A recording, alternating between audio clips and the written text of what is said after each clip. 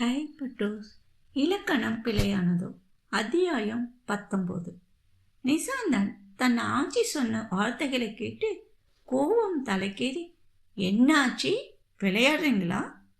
என் வாழ்க்கையை வச்சு நீங்கள் ஆடும் ஆட்டத்திற்கெல்லாம் தலையாட்டுவேன் என்று நினைத்தீர்களோ? இது என்ன ட்ராமாட்டிக்காக இருக்கு?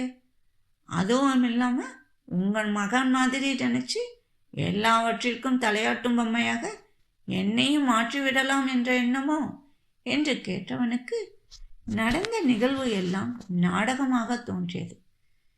அவளின் அலங்காரமும் பதற்றத்துடன் ஓடி வந்து அழைத்து போனதும், அப்புறம் நான் நல்லா இருக்கேன் தம்பி என்று சொல்லும் ராமசாமி மீதும் அவ்வளோ எளிதாக நம்பிக்கை வரவில்லை நிசாந்தனுக்கு. எத்தனையோ தொழில்களின் ரகசியங்களை விரல் நுனியில் வைத்திருப்பவனுக்கு இப்போ நடந்ததை பார்க்கும்போது சினம் மட்டுமே அதிகமாக இருக்க, அதுவும் இல்லாமல் ஆச்சி சொன்ன விஷயம் அவனின் கோபத்திற்கு தூவம் போட்டது.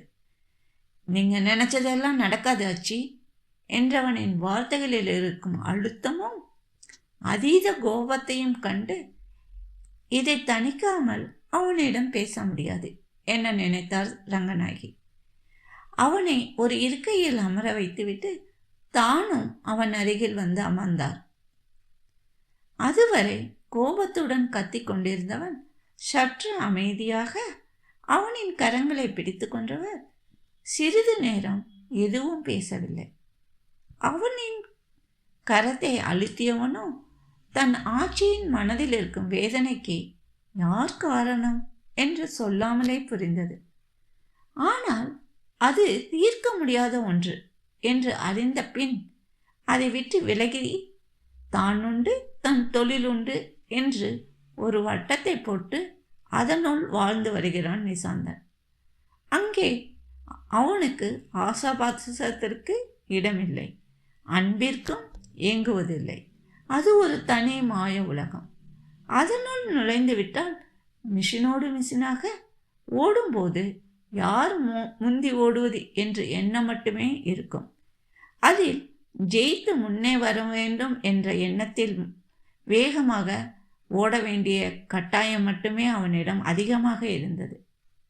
அதனால் அறியாத வயதில் எதிர்பார்த்து எதிர்பார்த்து ஏமாந்த தருணங்கள் கண்முன்னே ஆட, மீண்டும் அதனுள் மூழ்கி ஏமாற தயாராகவில்லை என்பதை அழுத்தமாக ஆட்சியிடம் சொல்ல நினைத்தான் நிசாந்தன். அதற்கு முன் அவரே முந்திக் கொண்டு பேசினார் பேரனிடம். நிசாந்த் என்று அவன் பேரை சொல்லி அளித்தவர், ராசா, இப்போ நான் சொல்வதை கேட்டே ஆகணும்னு கட்டாயம் எதுவும் இல்லை. ஆனால் உன்னிடம் இந்த கேள்வி கேட்கிற வரமா நினச்சி கேட்குறேன். இதுக்கு மட்டும் சரி என்று சொல்லுக்கண்ணு. என் மகன் வாழ்க்கையில் நான் தோற்றுவிட்டேன். ஆனால் என் பேரன் வாழ்க்கையில் ஒரு முறைக்கு பல முறை யோசனை செய்துதான் இந்த முடிவை எடுத்தேன். காரணமின்றி எதுவும் வேண்டாம் என்று மட்டும் சொல்லாத ராசா. உனக்கு சிறு வயதில் கிடைக்க வேண்டிய அனைத்தும் என்னால் கிடைக்காமல் போனது. அந்த அன்பை எல்லாம் கொட்டி தீர்க்கும் பெரும் அலையாக ஒருத்தி அன்பை சுமந்து கொண்டு வருவா. அதில் நீ நனைந்து சுகமா வளமாய் வாழ்வாய் கண்ணு என்றுதான் இந்த முடிவை எடுத்தேன். உடனே இக்கல்யாணம் நடக்கணும் என ஆசைப்படுவதற்கு பல காரணங்கள் இருக்கிறது ராசா. ஆனால் அதையெல்லாம் சொன்னால் அதற்கு ஏதாவது செய்து இக்கல்யாணத்துக்கு மறுப்பு தான் சொல்லுவேன். என் ராசா தானே, இக்கல்யாணத்துக்கு சரின்னு சொல்லுக்கண்ணு என்று நிசாந்தனின் கன்னத்தை பிடித்து கெஞ்சினார் ரங்கநாயகி. தன் அருகிலேயே நெருங்காத ஆட்சி என்று தன் கன்னத்தை பிடித்து கெஞ்சுவது வேடிக்கையாக தான் இருந்தது நிசாந்தனுக்கு. ஆனால் அவரின் கடைசி வரம் என்று எல்லாம் பேசும்போது இதயத்தின் ஓரத்தில் ஒரு துளியளவு அன்பின் சாயல், இவர் கொடுத்த பாச வேர் அவனை நெகிழவும் செய்தது. அதனால் அவரின் முகத்தை உற்று நோக்கினான் நிசாந்தன். ரங்கநாயகியின் முகமோ சோர்ந்து களையிழந்து போயிருக்க, அதுடன் வயதின் ரேகைகள் அவரின் முகத்தில் கோலமிட்டு இருப்பதும், அவர் கண்ணோ இறஞ்சலோடு தன்னை பார்ப்பதை பார்த்து எதுவும் பேசாமல் மௌனமாக இருந்தான். பேரனின் அமைதி அவரை உள்ளுள் ஒரு நடுக்கத்தை உருவாக்கினாலும், எப்படியாவது இந்த கல்யாணத்திற்கு சரி என்று சொல்ல வைத்து ஆகணும் என்று ராமசாமியை பற்றி சொல்லியவர் அவருடைய பேத்தி சுகாசினியை பற்றியும் சொன்னார். ஆனாலும் அவருக்குள் உள்ளே ஒரு பதட்டம் இருந்தது. எங்கே மனதிற்குள் வேறு ஒரு பெண்ணை வைத்துக்கொண்டு இருக்கிறானோ என் பேரன் என்று நினைத்தவர் அவனிடம் அதை கேட்க திணறியவர், உனக்கு வேற யாராவது பிடிச்சிருக்கா ராசா என்று மெதுவாக தயங்கியவாறு கேட்டார் ரங்கநாயகி. அவனோ அவரை முறைத்தவன், என்னை பார்த்தா உங்களுக்கும் உங்க மகனுக்கும் அவருக்கு நீங்க கட்டி வச்சிருக்கீங்களே, அவங்களுக்கெல்லாம் பெண்ணில் பின்னால் சுற்றும் ரோமியோ என்ன நினைச்சிங்களா என்று அவரிடம் காய்ந்தவன், வாழ்க்கையில் என் தொழில் மட்டும்தான் என்றும் எப்போதும் என் கூட வருகிறது, மற்ற எதுவும் என் பக்கத்தில் சேர்த்துக்குவதாக இல்லை என்று கடினமான குரலில் சொன்னவன், நீங்க சொன்னதும் சரின்னு சொல்வேன்னு எப்படி எதிர்பார்த்தீங்க ஆச்சி? என் வாழ்க்கையில் எதுவும் வேண்டாம் என்று ஒதுங்கி இருப்பவனே ஏன் அந்த பந்தத்திற்குள் இழுத்துவிட நினைக்கிறீங்க? திரும்பவும் ஏமாறவா? அறியாத வயதில் ஏற்பட்ட காயத்தின் புண்ணும் இன்னும் ஆறலை, அது ஆறவும் ஆறாது. இதில் புதுசாக வேணாம் உன்னை கொண்டு வரணும்னு நினைக்கிறீங்களா?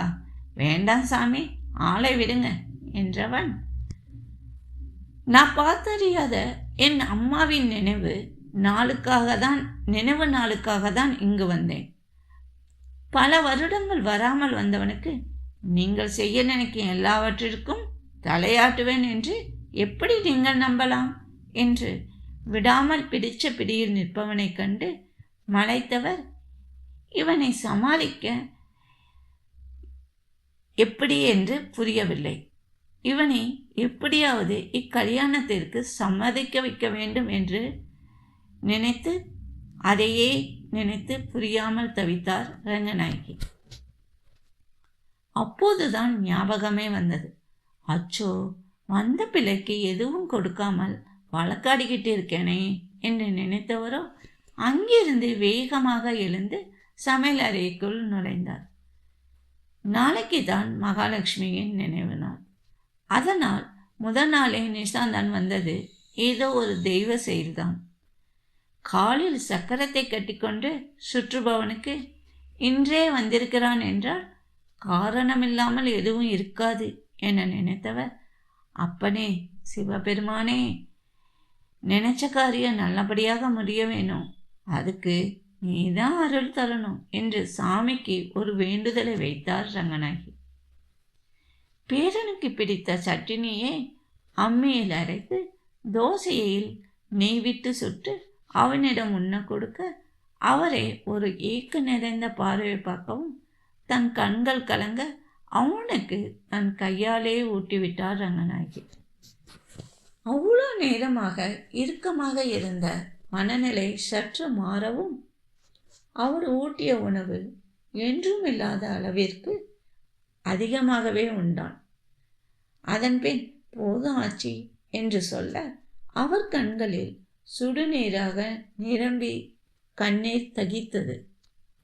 ஆனாலும் அதை மறைத்தவர், விடடா கண்ணா, உனக்கு பிடிச்ச டீயை போட்டு எடுத்து வரேன் என்று சொல்லி எழுந்து ரங்கநாயகி செல்ல, அப்போது அவனுக்கு கம்பெனியின் முக்கியமான ஃபோன் அலைபேசியில் வரவும் வீட்டின் பின்பக்கம் சென்று நின்று பேசிக்கொண்டிருந்தான்.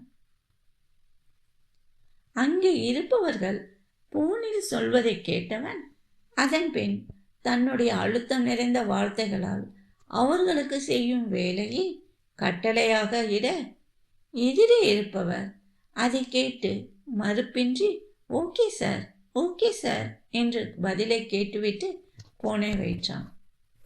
சற்று நேரம் அப்படியே நின்றவன் சுற்றியிருக்கும் இடங்களை கண்களை சுழற்றி பார்க்க பச்சை கொட்டி கிடக்கும் பசுமையில் சில நொடிகள் அந்த ஏகாந்தத்தில் தன்னை மறந்து நின்று கொண்டிருந்தான் நிசாந்தன். மெதுவாக மூச்சை உள்ளிழுத்து காற்றை நுரையீரலில் நிரப்பியவன் அந்த சுற்றமான காற்றில் கலந்து வந்த மண்ணின் மனமும் மலர்களின் சுகந்தத்தையும் உணர்ந்தவனுக்கு கொஞ்ச நேரத்திற்கு முன் உணர்ந்த மல்லிகைப்பூ வாசமும் அவனுள் நிரம்பி அவளுடைய அந்நிமிட நினைவலைகளை சில நொடிகளில் மலர்களின் வாசனையில் அவள் வைத்திருந்த மல்லிகையின் மனம் அவனுள் ஊடுருவி இன்னும் சுவாச கூட்டில் பூவின் மனம் நிரம்பி இருப்பதாக தோன்றியது நிசாந்தனுக்கு. ஏனோ அப்போது அவளின் நினைவு அவளுக்குள் புகுந்து ஏதோ செய்ய பிடரி முடிகளை கோதியபடி திரும்பி பார்த்தவன் அங்கிருந்த காட்சியில் மெய்மறந்து ரசித்தான். பார்த்த வினாடியிலே சற்றென்று மனதில் பதியும் முகமாக அவளின் முகம் இருந்தாலும் இப்ப தெரிகிற காட்சியில் அவளுடைய பட்டு போன்ற மெல்லிய சிரிப்பொலியும் அந்த நிஸ்தமான வேளையில் காதில் மெல்லிதாக ஒலிக்க கூடவே அவளின் தாத்தாவின் குரலும் இணைந்து ஒலிப்பதை கேட்டவுடன் அவனுக்குள் ஒரு ஏக்கம் சூழ்ந்தது. என்றுமே எப்பொழுதுமே தனிமையை மட்டும் வரவாங்கி வந்திருக்கும் தனக்கு இப்படி உறவுகளோடு இணைந்து வாழும் வாழ்க்கை என்றும் அமைந்ததில்லை.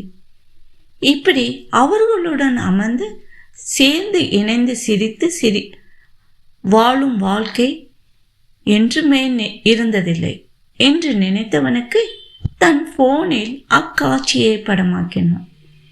என்றும் இல்லாத அதிசயமாக ஏனென்று தெரியாமலேயே அவ்வேலையை செய்தது அவனின் கரங்கள். சுற்றி எங்கும் அமைதி சூழ்ந்திருக்க அவர்கள் பேசுவது நிசாந்தனின் செவி வழியே பாய்ந்து உள்ளத்தை இறுக செய்தாலும் அவர் பேத்தியின் மீது வைத்திருக்கும் பாசத்தின் அளவுகோலை எதை கொண்டு அளப்பது என்ற எண்ணமே அவனுள். ஆனாலும் அவர்கள் பேசுவதை கூர்ந்து கவனித்தான் நிசாந்தன். தங்களை ஒருத்தன் கவனிக்கிறான் என்று அறியாமலேயே ராமசாமி தன் பேத்தியிடம், கண்ணு, இப்போ ஒரு விஷயம் சொல்வேன், கேப்பிய தாயி என்று கேட்க, என்ன தாத்தோ, காலையில் நாளைக்கு யாராவது பொண்ணு பார்க்க வர சொல்லியிருக்கீங்களோ என்று கேட்டவள் கலீர் என்று சிரித்து, குருத்தருவாள் இன்னும் கீழே தான் இருக்கு தாத்தோ, நாளைக்கு அதுக்கு வேலையை கொடுத்து காவு வாங்கிட வேண்டியதுதான் என்று வேடிக்கையாக சொல்ல, அவரோ அவளை முறைத்தவர், இந்த விளையாட்டுத்தனத்தை விட்டுட்டு நான் சொல்வதை கேளு தாயி என்று மீண்டும் சொல்லவும் உடனே கைகளை கட்டிக்கொண்டு வாயில் மேல் ஒரு கையை வைத்து சொல்லுங்க என்று செய்ய ராமசாமியோ அவளின் செயலில் சிரித்தவர் வாழு என்று சொல்லிவிட்டு, நாளைக்கு காலையில் உனக்கு கல்யாணம் தாயி, நீ எதுவும் இதுக்கு மறுப்பு சொல்லாத, இது தாத்தா உன்மேல வச்சிருக்க நம்பிக்கையில நான் வாக்கு கொடுத்துட்டேன் என்று வேகமாக சொல்லியவரின் குரலில் வலி மிகுந்து இருந்தது. அதை கேட்டவளோ அவருக்கு என்ன பதில் சொல்ல என்று முழிக்க, மாப்பிள்ளை யாரு எவரு என்று அப்புறம் சொல்றேன் தாயி, ஆனால் இந்த கல்யாணத்திற்கு சம்மதம்னு ஒரு வார்த்தை மட்டும் சொல்லு கண்ணு, அப்பதான் இந்த தாத்தாவின் மனசு குளிரும் என்று சொல்லியவரை இமைக்காமல் பார்த்து கொண்டிருந்தாள் சுகாசினி.